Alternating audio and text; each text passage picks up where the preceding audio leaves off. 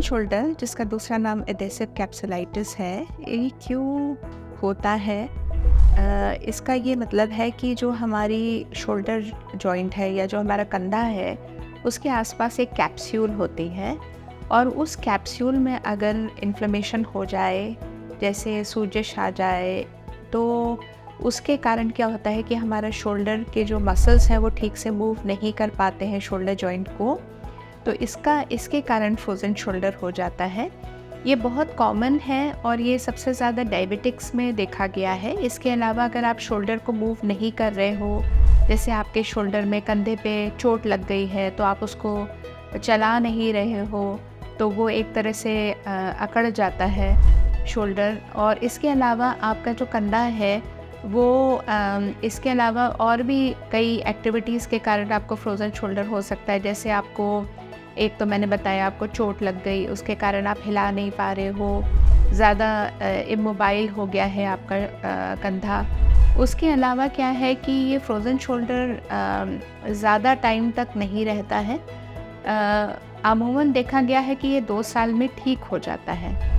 तो सबसे पहले पेन होता है। पेन कहाँ होता है? शोल्डर के ऊपर तो होता ही है। जिस कंधे पे आपको फ्रोज़न हुआ है उस कंधे पे तो होगा, उसके अलावा आपको ऊपरी आर्म पे भी दर्द होगा। उसके अलावा आप उस साइड करवट करके आप सो भी नहीं सकोगे क्योंकि पेन काफ़ी होता है। दूसरी स्टेज में स्टिफनेस हो जाएगी, मतलब आप मूव नहीं कर पाएंगे अपना शोल्डर, अपना कंधा डिफरेंट डायरेक्शंस में आप मूव नहीं कर पाएंगे। और तीसरे में वो ठीक होना शुरू हो जाता है। तो यही इम्पॉर्टेंट जो प्रिवेंशन है जो मैं आपको बताने वाली हूँ कि आप धीरे धीरे अपना कंधा जो है हिलाते रहिए। एक्टिवली हिलाएंगे, पैसिवली हिलाएंगे, तो धीरे धीरे धीरे जो एडेशंस बने हैं, जो भी उसके कैप्सूल के ऊपर जो भी प्रॉब्लम है, पेन है, इन्फ्लेमेशन है, सूजश है, वो धीरे धीरे धीरे धीरे करके कम होगी और आप अपना कंधा दोबारा से आपका मूव करने लगेगा। तो इसमें घबराना नहीं है। फ्रोज़न शोल्डर में हम ये भी एडवाइस करते हैं कि जैसे पुराने ज़माने में हम दही मथते थे, उसी तरह से आजकल पुलीज़ भी मिलती हैं जो आप ऊपर लगा सकते हैं, अपने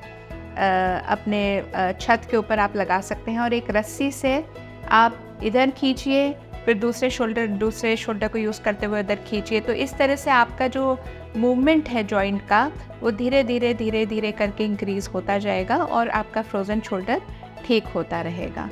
तो घबराइए मत, फ्रोज़न शोल्डर कॉमन है और ये ठीक भी हो जाता है।